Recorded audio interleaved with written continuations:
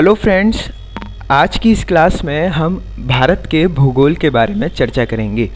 भूगोल को दो भागों में बांटा गया है। मान लीजिए एक विश्व का भूगोल है और एक भारत का भूगोल है। विश्व के भूगोल पर हम इसलिए नहीं आए हैं क्योंकि विश्व का भूगोल एक विस्तार है।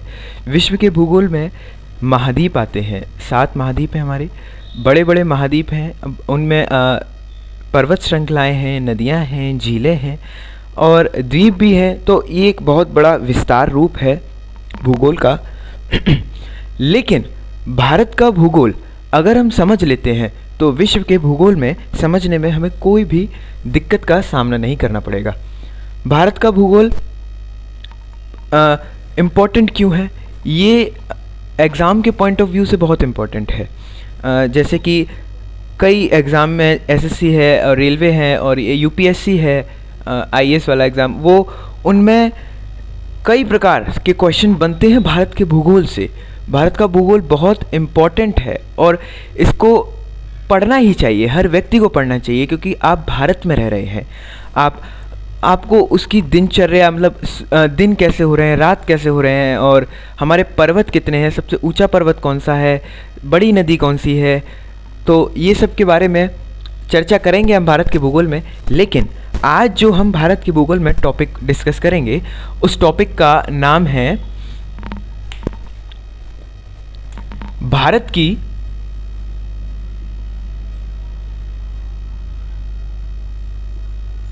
स्थिति। इससे आप क्या समझते हैं? भारत की स्थिति क्या है?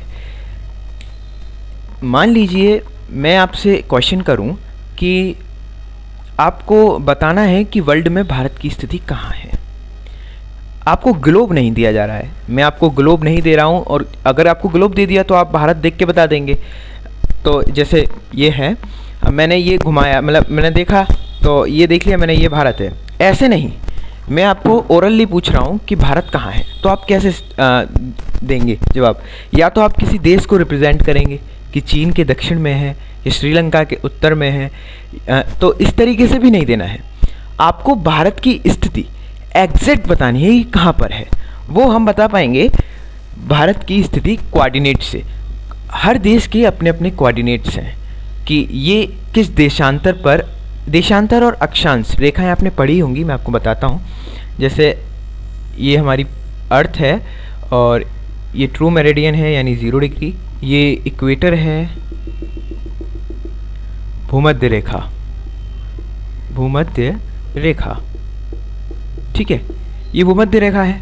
यहाँ ऊपर कर्क रेखा जाती है, यहाँ मकर रेखा जाती है। तो ये जो सारी रेखाएं हैं, ये वाली लैटिट्यूड, ये जो लैटिट्यूड वाली रेखाएं हैं उन्हें कहते हैं अक्षांश रेखाएं। क्या कहते हैं? अक्षांश, ठीक है। लेटी वाली तो लैटिट्यूड, ये वाली अक्षांश, क्षैतिज रेखाएं। और ये जो नॉर्थ पोल से, ये नॉर्थ पोल है, उत्तरी ध्रुव, और ये साउथ पोल, दक्षिणी ध्रुव। नॉर्थ पोल से साउथ पोल वाली जो रेखाएं हैं, तो ये वाली, ये रेखा, ये रेखा, तो ये जो हैं ये हैं देशांतर, लॉन्गिट्यूड, ठीक है। ये देशांतर, ये अक्षांश, ये तो आपको क्लियरली पता ही है। 6th क्लास में हमने इसके बारे में डिस्कस भी किया है, हमने पढ़ा भी है इसके बारे में 6th क्लास में। तो इनसे, इन रेखाओं से हम भारत की स्थिति बता सकते हैं एग्जैक्टली। एक छोटे से छोटे देश की स्थिति बता सकते हैं हम। तो आइए हम समझते हैं कि हम भारत की स्थिति कैसे बताएंगे।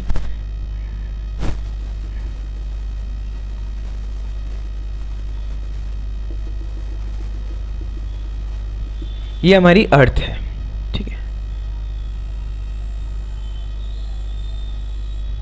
और इसमें ये है इक्वेटर,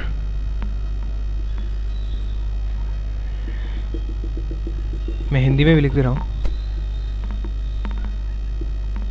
भूमध्य रेखा।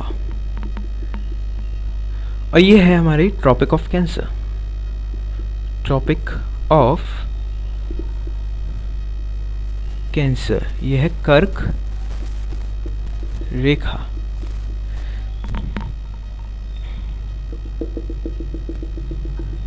ये है Tropic of Capricorn, Tropic of Capricorn, मकर रेखा। ठीक है, ये तीनों रेखाओं के बारे में आपने पढ़ा ही होगा। भारत से इनमें से कौन सी रेखा गुजरती है? ट्रॉपिक ऑफ कैंसर, कर्क रेखा। ठीक है, इतनी छोटी सी बात तो आपको पता ही होगी। और ये है बिल्कुल ट्रू मेरिडियन, 0 डिग्री।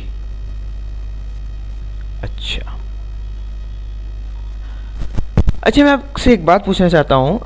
भारत जो है वो उत्तरी गोलार्ध में है। ये देखिए पहला पॉइंट हमारा आ गया, यहाँ लिख दे रहे हैं हम।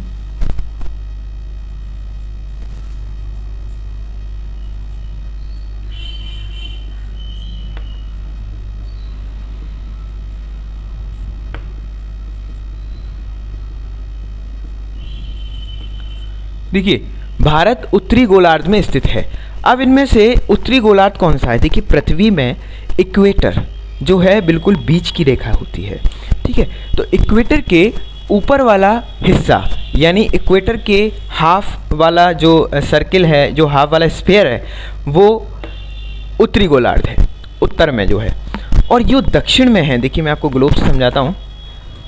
ये देखिए, ये जो है इक्वेटर है रेड वाला, और इसके जो ऊपर वाला जो है पूरा स्फीयर ऊपर वाला, ये है उत्तरी गोलार्ध, और ये नीचे वाला जो स्फीयर है वो है दक्षिणी गोलार्ध। ठीक है, और भारत हमारा जो आता है वो उत्तरी गोलार्ध में आता है। देखिए ये पूरा भारत है और उत्तरी गोलार्ध में ही स्थित है। ठीक है, तो ये कई बार पूछा जा सकता है भारत कौन से गोलार्ध में आता है, तो उत्तरी गोलार्ध में इसका आंसर ये होगा।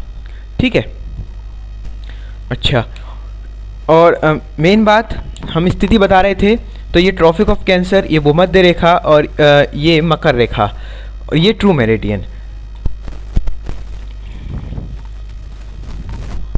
देखिए कुछ कोऑर्डिनेट्स हैं, वो मैं आपको बताता हूँ। पहला कोऑर्डिनेट्स ये है कि ये 0 डिग्री पर होती है। सबसे पहले तो आपको ये बता दे रहा हूँ मैं, ये 0 डिग्री पर होती है। ये होती है 23.5 डिग्री, और ये 23 से ही 1/2 डिग्री। ठीक है, ये दो। अब जो 0 डिग्री है, तो भारत की जो कोऑर्डिनेट्स हैं वो क्या हैं? 8 डिग्री 4 मिनट्स, 8 डिग्री 4 मिनट्स उत्तरी अक्षांश। ये स्थिति भारत की बता रहा हूं मैं। ठीक है, उत्तरी अक्षांश से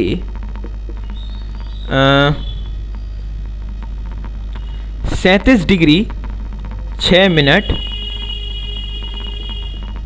उत्तरी अक्षांश तक। देखिए हमने ये कई बार सुना है और कई बार हमने पढ़ा भी है, लेकिन समझ नहीं आया ये क्या होता है।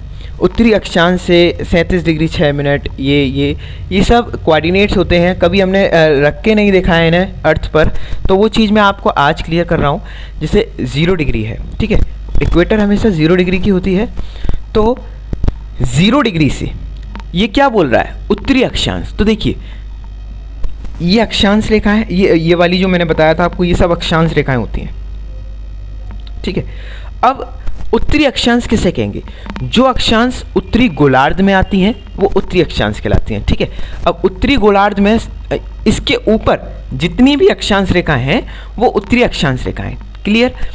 तो 8 डिग्री 4 मिनट, अब मान लीजिए ये 0 है तो 8 यहाँ होगा, इससे मैं ब्लू से लिख दे रहा हूँ, 8 डिग्री यहाँ होगा। ठीक है, ये 0 है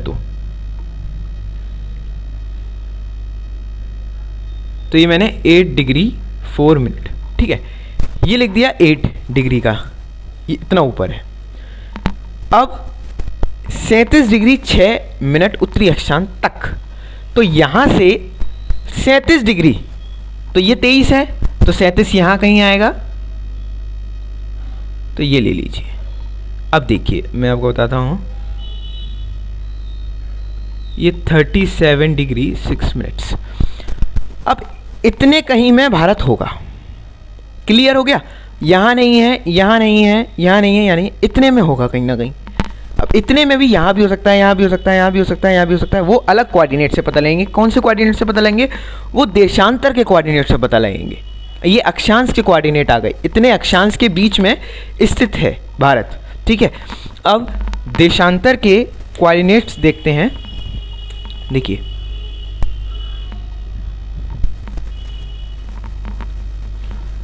अड़सठ डिग्री 7 मिनट पूर्वी अक्षांश, पूर्वी देशांतर सॉरी,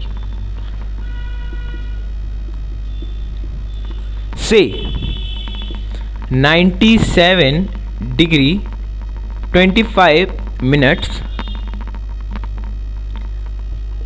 पूर्वी देशांतर तक। देखिए, अब ये पूर्वी का क्या मतलब है? देशांतर तो मैंने आपको समझा दिया, लेकिन पूर्वी का क्या मतलब है इसमें? तो पूर्वी का मतलब इसमें ये है कि ये देखिए, ये जो है वो 0 डिग्री है, ठीक है। अब 4 दिशाएं होती हैं, नॉर्थ, साउथ, ईस्ट, वेस्ट, उत्तर, दक्षिण, पूरब, पश्चिम, और बाकी की 8 होती हैं वैसे तो, इन दोनों से बन जाती है नॉर्थ ईस्ट, ईस्ट साउथ, ऐसे करके, ठीक है।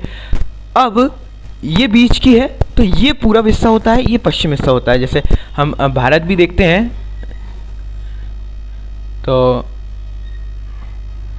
ये भारत का पश्चिम हिस्सा है, ये भारत का पूर्वी हिस्सा है, ये कोलकाता वगैरह ये सब है, तो ये भारत का पूर्वी हिस्सा है। तो वही कह रहा है ये 68 डिग्री 7 पूर्वी देशांतर। अब देखिए, देशांतर तो बहुत है ना, देशांतर यहाँ भी हैं, देशांतर यहाँ भी हैं, देशांतर यहाँ भी, यहाँ भी हैं। जो उत्तरी ध्रुव से दक्षिणी ध्रुव को मिलाने वाली रेखा है वही देशांतर कहलाती है। तो बीच के मेरिडियन से पूर्व में जाएंगे ये वाली साइड 68 डिग्री। तो देखिए 0 से अब 68 कहीं ना कहीं यहाँ आएगा। देखिए मैं बताता हूँ,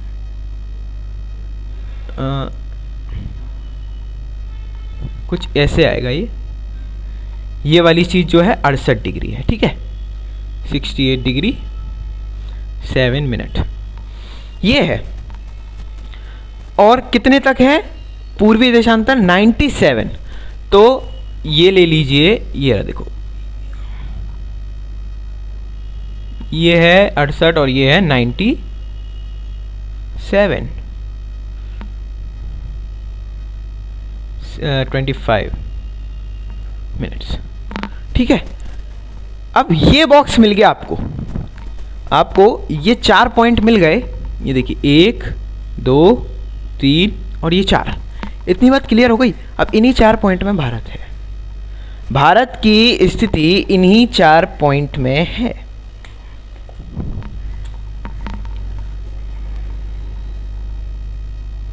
मैं आपको यहाँ बना दे रहा हूँ छोटा सा, जैसे कि आपको बिल्कुल क्लियर हो जाए।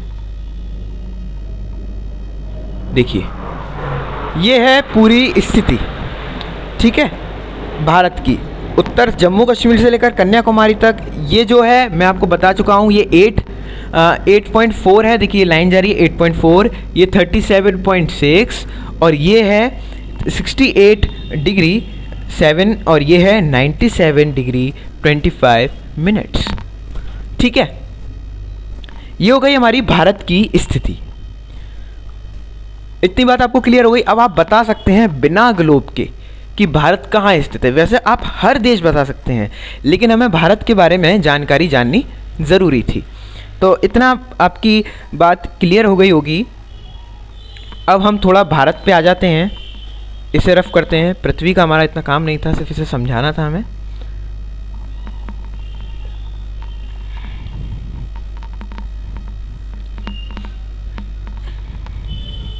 इसे आप नोट डाउन करते रहें।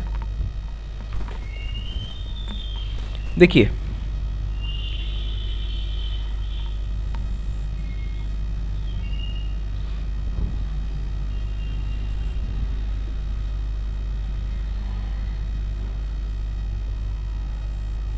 ये मैं ऐसे ही बना दे रहा हूँ, बेकार बना है। देखिए ये है गुजरात हिस्सा, ये है आपका बंगाल हिस्सा, और ये है जम्मू कश्मीर, ये केरल, तमिलनाडु, दक्षिणी भारत। ठीक है, तो मेन बात, उत्तर से दक्षिण तक की दूरी कितनी है, इसे नोट कर लीजिए। 3214 किलोमीटर, ये है उत्तर से दक्षिण तक की दूरी। ठीक है, 3214। और पूरब से यानी कच्छ के रण से अरुणाचल प्रदेश तक जो दूरी है वो है 2933। ठीक है, किलोमीटर, ये ध्यान रखना, मीटर नहीं है। तो ये कई बार क्वेश्चन आता है कि जम्मू कश्मीर से लेकर कन्याकुमारी तक की दूरी कितनी है भारत की। ठीक है, और हाँ, ये भी क्वेश्चन आ जाता है कि भारत का पूरे का क्षेत्रफल कितना है। इन दोनों का आपस में इंटू कर दीजिए, दूरी है लंबाई इंटू चौड़ाई, तो क्षेत्रफल आ जाएगा। और वैसे याद कर लीजिए, कोई ज़्यादा बड़ी बात नहीं है, 32,87,263 वर्ग किलोमीटर। तो ये जो क्षेत्रफल है ये इंडिया का क्षेत्रफल है। ठीक है,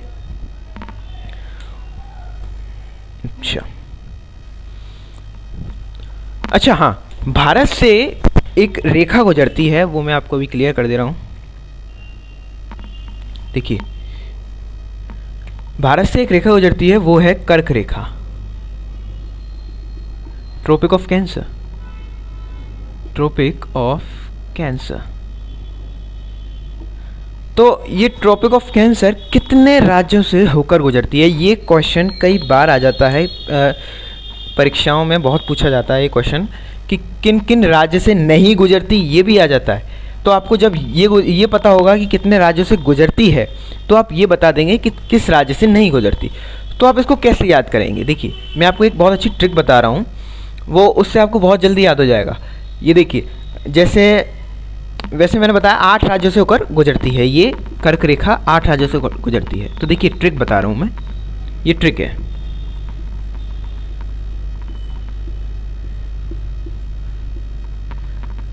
शायद आपने पढ़ी हो, मित्र पर गमछा झार, ये एक ट्रिक है। इससे 8 राज्य आपको याद हो जाएंगे और कोई ज़्यादा कठिन नहीं है। मित्र पर गमछा झार यानी मी से है मिजोरम, क्या है, मिजोरम। ठीक है, त्रा से है त्रिपुरा। ठीक है, मी से मिजोरम, त्रा से त्रिपुरा, मित्र। पर मतलब पा से है पश्चिम बंगाल। ठीक है, पश्चिम बंगाल। और रा से है राजस्थान, राजस्थान। ठीक है, ग से है गमछा, गमछा है ना, गमछा, तो गा से है गुजरात। म से है मध्य प्रदेश। और छ से है, एक ही राज्य का नाम आता है छ से, छत्तीसगढ़। और झार से तो आपको सभी को पता होगा, झारखंड। ठीक है, ये एक छोटी सी ट्रिक है कर्क रेखा से भारत के राज्य गुजरने की। तो ये सभी राज्य कर्क रेखा से गुजरते हैं, इनके अलावा और कोई राज्य कर्क रेखा से नहीं गुजरता। और दो जिले और हैं, एक है भोपाल और एक है रांची। दोनों कैपिटल्स हैं ये। भोपाल है किसकी कैपिटल, भोपाल मध्य प्रदेश की। ठीक है, और रांची है छत्तीसगढ़ की। ठीक है, सॉरी सॉरी, झारखंड की है रांची, छत्तीसगढ़ की है रायपुर, ठीक है। झारखंड की राजधानी रांची। तो इन दो राजधानियों से ये कर्क रेखा होकर गुजरती है, बिल्कुल बीच से, ठीक है। इतनी बात हमारी क्लियर हो गई।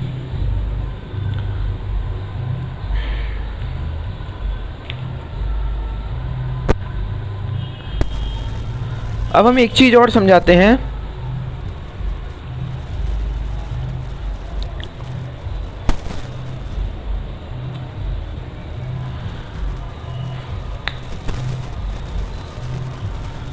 देखिए, ये हमारी पृथ्वी है, ठीक है, ये है इक्वेटर, ये पृथ्वी इक्वेटर, और ये है उत्तरी गोलार्ध, इतना हिस्सा उत्तरी गोलार्ध, ये है दक्षिणी गोलार्ध, ठीक है। ये उत्तरी गोलार्ध, ये दक्षिणी गोलार्ध। तो उत्तरी गोलार्ध में कौन सी रेखा गुजरती है? वो गुजरती है आपकी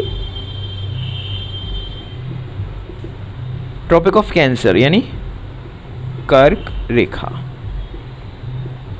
और दक्षिणी गोलार्ध से एक रेखा गुजरती है, उसका नाम क्या है?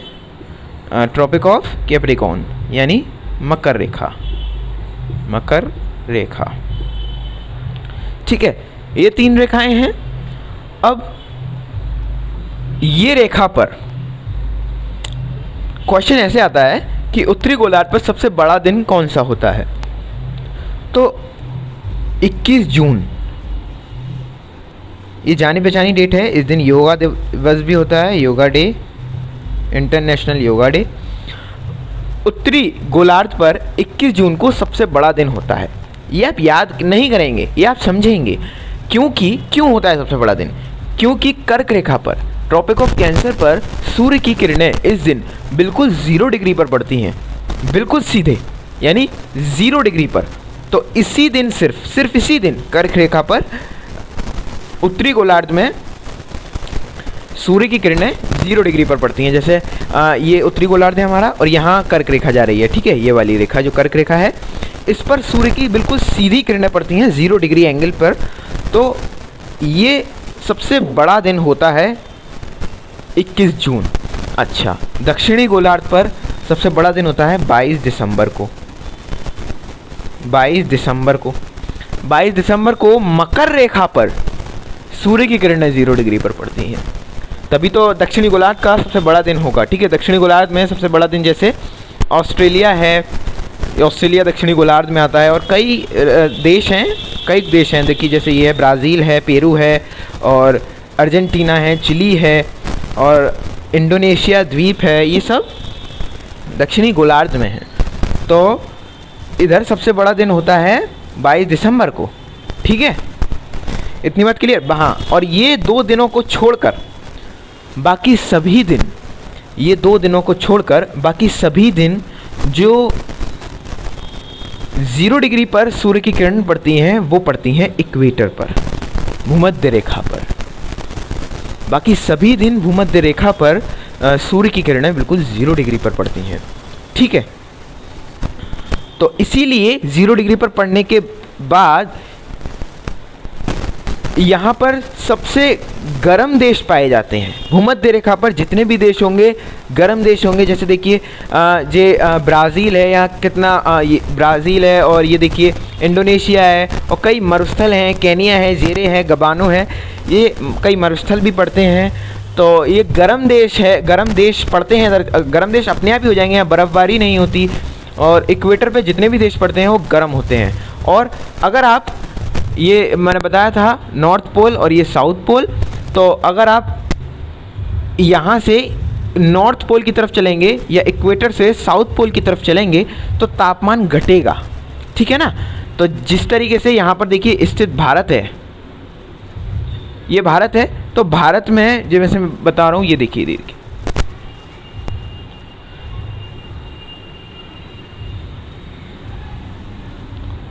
जैसे ये है एक ये है और एक ये देखिए, ये उत्तरी भारत होता है, ये मध्य भारत होता है, और ये दक्षिणी भारत होता है, ठीक है। नॉर्थ इंडिया, मिडिल इंडिया और साउथ इंडिया। तो आप बता सकते हैं इनमें से सबसे गर्म कौन सा पार्ट है?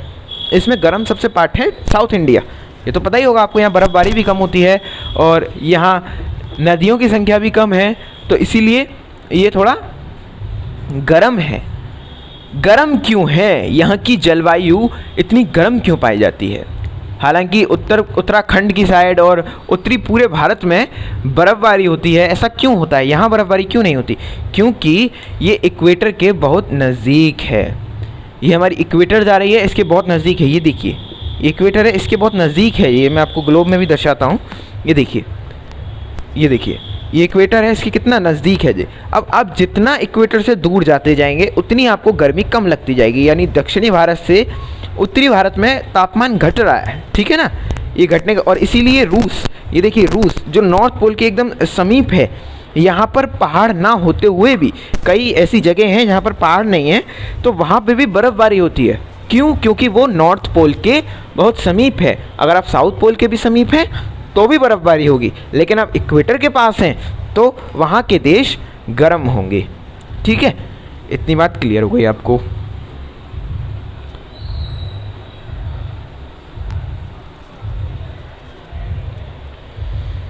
अब हम एक मेन टॉपिक डिस्कस करते हैं, IST, इंडिया स्टैंडर्ड टाइम। ठीक है, ये क्या होता है? सबसे पहले तो देखिए, आप कई क्रिकेट मैच देखे होंगे आपने, विदेश में जो हो रहे होते हैं। आपने कई ऐसे इवेंट देखे होंगे जो विदेश में हो रहे होते हैं। अभी टोक्यो ओलंपिक भी हुआ था, ये विदेश में हुआ था, टोक्यो में, है ना, तो जापान।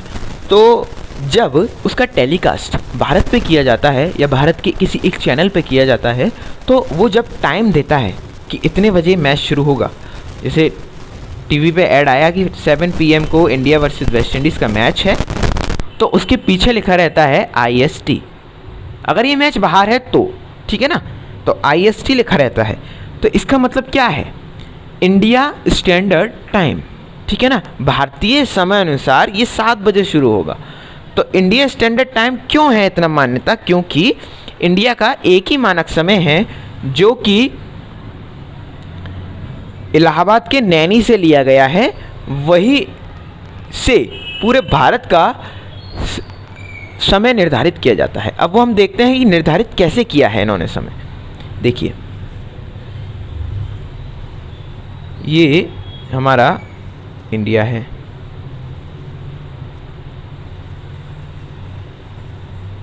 ठीक है, और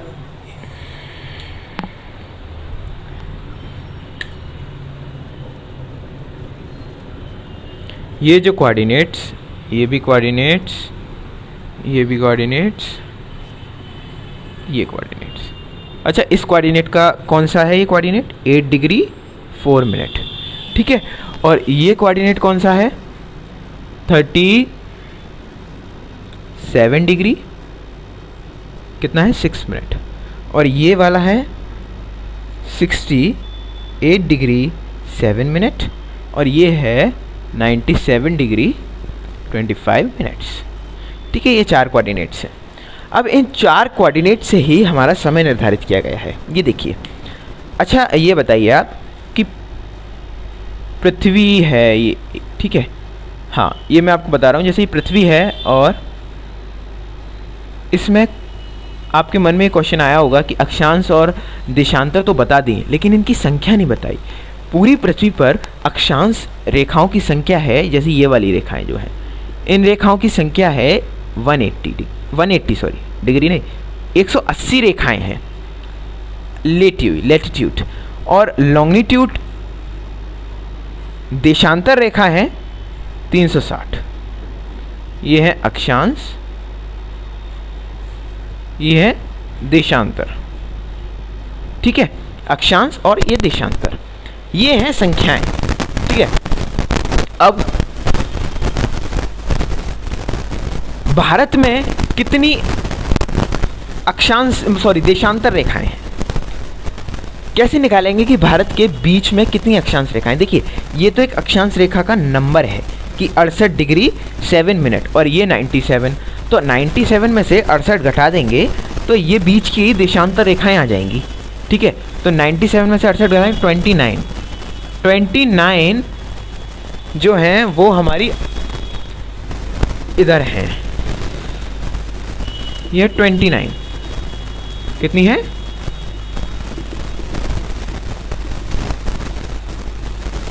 29, ठीक है, ये 29 है, ठीक है, इतनी बात क्लियर। 29 देशांतर।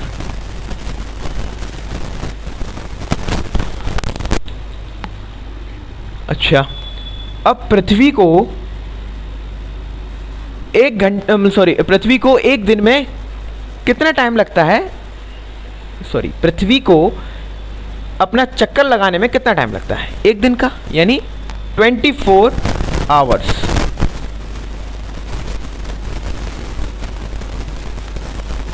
24 आवर्स लगते हैं पृथ्वी को अपनी एक धुरी पर एक चक्कर लगाने में। यानी कितने मिनट्स लगते हैं?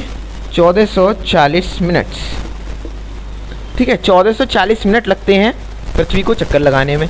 अच्छा, यानी 1440 मिनट लगते हैं 360 देशांतर को पार करने में। इसमें कोई गलत बात तो बोली नहीं मैंने। देखिए 1440 मिनट, पृथ्वी पर टोटल देशांतर कितने हैं? 360, ठीक है, तो कुल मिला के 360 देशांतर हैं, तो 1440 मिनट लगते हैं उसे 360 देशांतर को पार करने में। अब एक देशांतर को पार करने में कितना टाइम लगेगा? तो देखिए हमने एक एक नियम पढ़े हैं, ठीक है ना। एक एक नियम में क्या आता है, जैसे 360 देशांतर को इतना समय लग रहा है, तो एक देशांतर को लगेगा 1440 डिवाइड बाय 300, क्लियर। और ये आ जाएगा 4, तो 4 मिनट लगते हैं एक देशांतर को पार करने में। यानी एक देशांतर को पार करने में पृथ्वी को 4 मिनट लगते हैं। यानी 68 से 69 आने में पृथ्वी को 4 मिनट लगते हैं। ऐसी 360 पर पहुंचने में पूरा एक दिन वो ले लेती है। तो ये आ गया 4 मिनट, 4 मिनट 4 मिनट एक देशांतर को। अब पूरे भारत को पार करने में उसे कितना समय लगेगा? देखिए पूरी पृथ्वी को पार करने में तो 360 देशांतर लगते हैं और 1440 मिनट लगते हैं। अब भारत को पार करने में उसे कितना समय लगेगा? कैसे निकालेंगे? भारत के देशांतर कितने हैं? अब पृथ्वी को रिप्रेजेंट छोड़िए, अब भारत को रिप्रेजेंट पे ले आइए। तो भारत के अब देशांतर कितने हैं? 29। जैसे पृथ्वी के देशांतर हैं टोटल 360, ऐसे भारत के देशांतर हैं 29। तो 29 इंटू 4, 29 इंटू 4, एक मतलब एक देशांतर को 4 मिनट लग रहे हैं, तो 29 को इंटू 4, तो ये हो गया 117। अब 117 मिनट यानी अप्रॉक्स 2 घंटे, अप्रॉक्स 2 आवर लगे हैं यहाँ से यहाँ तक पृथ्वी को पार करने में लगते हैं, 2 घंटे लगते हैं। अब समझिए आप कि 2 घंटे का बहुत बड़ा डिफरेंस होता है। यानी यहाँ जब 4 बजे सूर्य उदय होता है, 4 बजे यहाँ सूर्य उदय होता है, तो यहाँ 6 बजे होता है। यानी यहाँ जब 6 बजे जैसा माहौल होता है, एकदम दिन सा निकले आता है, वहाँ ये 4 बजे ही दिन निकले आता है। कहाँ? अरुणाचल प्रदेश में। अरुणाचल प्रदेश को सूर्य का उगता हुआ राज्य भी कहा जाता है, उगता हुआ राज्य, क्योंकि यहाँ सबसे पहले भारत में सूर्य उदय होता है, यहाँ सबसे बाद में होता है, ठीक है। तो यहाँ जब 4 बजे सूर्य उदय होगा तो यहाँ 6 बजे होगा। यानी 6 बजे का जो गुजरात का माहौल होता है वही माहौल अरुणाचल प्रदेश में 4 बजे ही हो जाता है, 2 घंटे पहले, क्योंकि 2 घंटे का अंतर है। इसीलिए 2 घंटे का बड़े अंतर के लिए ही भारत ने एक स्टैंडर्ड टाइम बनाया। वो स्टैंडर्ड टाइम बनाया भारत ने, निर्धारित कैसे किया? अब हमें एक बीच की रेखा निकालनी है। वो कैसे निकालनी थी? उन्हें बहुत मंथन किया कि एक ही रख लेंगे, तो एक मंथन में ये निकला कि अब हम बीच को डिवाइड कर देंगे, इसमें एक रेखा ले लेंगे, उस पर जो टाइम होगा वो ये भी लेंगे और वो ये भी लेंगे। तो ठीक है, वो कैसे निकाला इन्होंने? देखिए टोटल देशांतर कितनी है? 29 देशांतर थी टोटल। अब इनका हाफ 14, तो 14वीं जो देशांतर होगी, 14वें नंबर पर जो देशांतर होगी वो मिडिल पॉइंट होगा। तो या तो 68 में 14 प्लस कर दीजिए या 97 में 14 माइनस कर दीजिए, तो बिल्कुल बीच का आ जाएगा। तो वो जो आ गया वो 68 में जैसे प्लस 14 कर दिया तो 82 डिग्री 30 मिनट्स। देखिए ये बहुत इंपॉर्टेंट है, ये भारतीय मानक समय का देशांत वो है। भारतीय मानक समय किससे निर्धारित होता है? 82 डिग्री 30 मिनट्स। देखिए ये रेखा यहाँ करीब से जा रही है,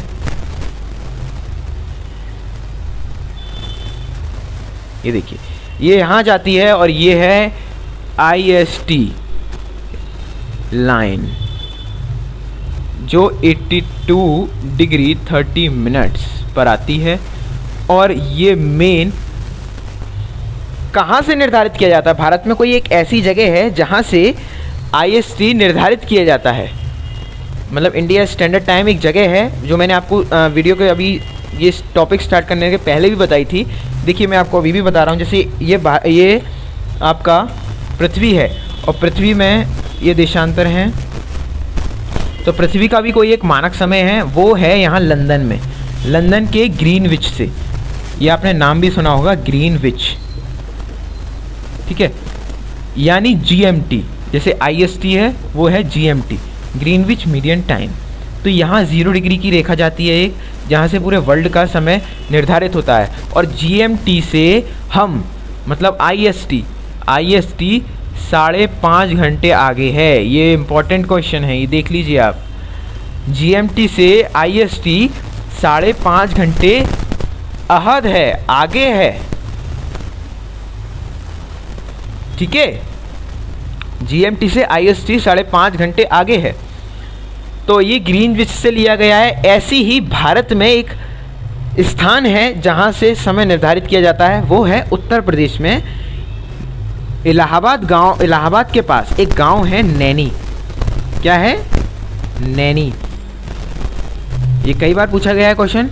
नैनी जो गांव है वहाँ से इंडिया स्टैंडर्ड टाइम नापा जाता है। जैसे नैनी में जो समय हो रहा होगा वही समय अरुणाचल प्रदेश में हो रहा होगा, वही समय गुजरात में होगा। तो देखिए 1 घंटा ये एडजस्ट करेंगे और 1 घंटा ये एडजस्ट करेंगे, 2 घंटे का अंतर है, बीच में मीडियन कर दिया तो 1 घंटा ये एडजस्ट कर लेंगे, 1 घंटा ये एडजस्ट कर लेंगे। तो इसीलिए भारतीय मानक समय नैनी से लिया गया है। तो इतनी बात आपको IST की क्लियर हो गई बिल्कुल, ठीक है। इसके बाहर कुछ नहीं आएगा।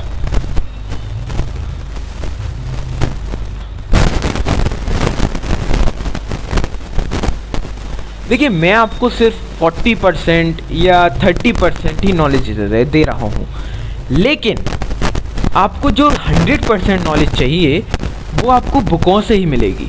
वो आपको बुकों से, आपको खुद रीडिंग करके ही मिलेगी। अभी जो मैं दे रहा हूँ वो सिर्फ और सिर्फ 30 या 40% है, क्योंकि मैं कई भी चीज़ भूल सकता हूँ, ठीक है ना। तो आप बुक्स पढ़ते रहिए और मैं आपको एक एटलस और सजेस्ट करता हूँ। ये जैसे आप मैप पढ़ रहे हैं तो एक एटलस और ले आइए, वो है ऑक्सफोर्ड की स्टूडेंट एटलस। वैसे कोई भी एटलस ले आइए, हर एटलस अच्छी है, लेकिन मुझे ये ज़्यादा अच्छी लगी है क्योंकि इसमें एक एक मैप और एक एक नदियों के बारे में भी दे रखा है, कौन सी नदी बड़ी है कौन सी नहीं, और इसके पीछे कुछ क्वेश्चंस भी हैं, बहुत इंपॉर्टेंट क्वेश्चंस हैं, वो परीक्षाओं में पूछे जाते हैं, और एक एक देश के बारे में अच्छा विवरण भी करा गया है। तो एक अच्छी एटलस है ये, ठीक है, इसे ले लीजिए। अब हम बात करते हैं, लास्ट टॉपिक है ये इस क्लास का, अंतरिम बिंदु, ठीक है। ये भारत के अंतरिम बिंदु बहुत इम्पोर्टेंट है ये।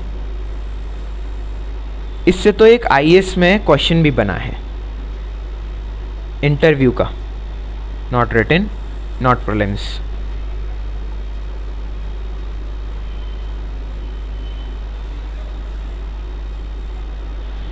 देखिए ये इंडिया है और ये कंप्लीट इंडिया है क्या? ये पूरा कंप्लीट इंडिया है? नहीं, कंप्लीट इंडिया ये अब है। ये देखिए जब इसमें ये 2 द्वीप शामिल हो गए, इन 2 द्वीपों का नाम आपको पता ही होना चाहिए। ये द्वीप है अंडमान निकोबार, अंडमान निकोबार, और ये द्वीप है लक्षद्वीप, लक्षद्वीप। तो देखिए लक्षद्वीप की राजधानी है कावारत्ती और अंडमान निकोबार की है पोर्ट ब्लेयर। ये राजधानी आप याद कर लीजिए, ठीक है। यहाँ पर जो है अरब सागर है, सॉरी यहाँ पर है बंगाल की खाड़ी, बंगाल की खाड़ी, और यहाँ है अरब सागर,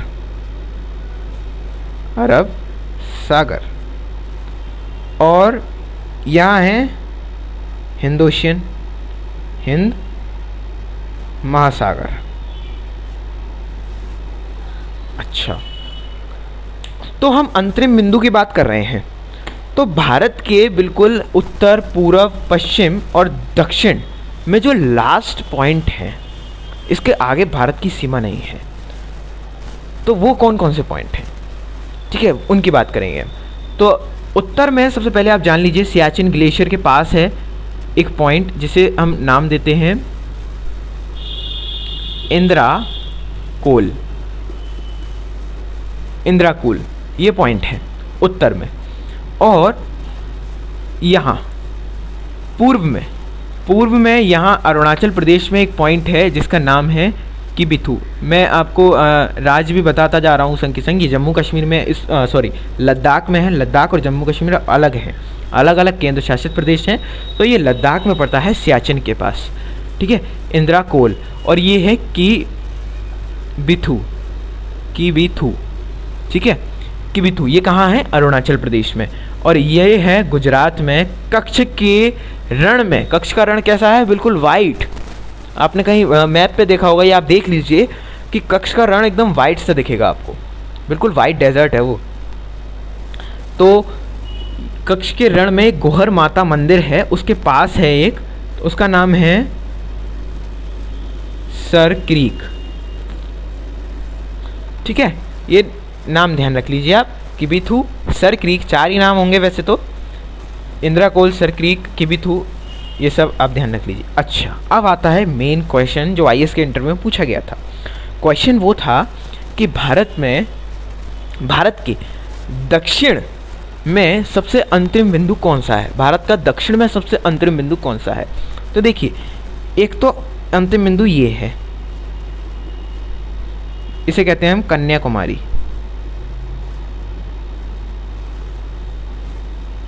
कहाँ है ये, तमिलनाडु में, ठीक है।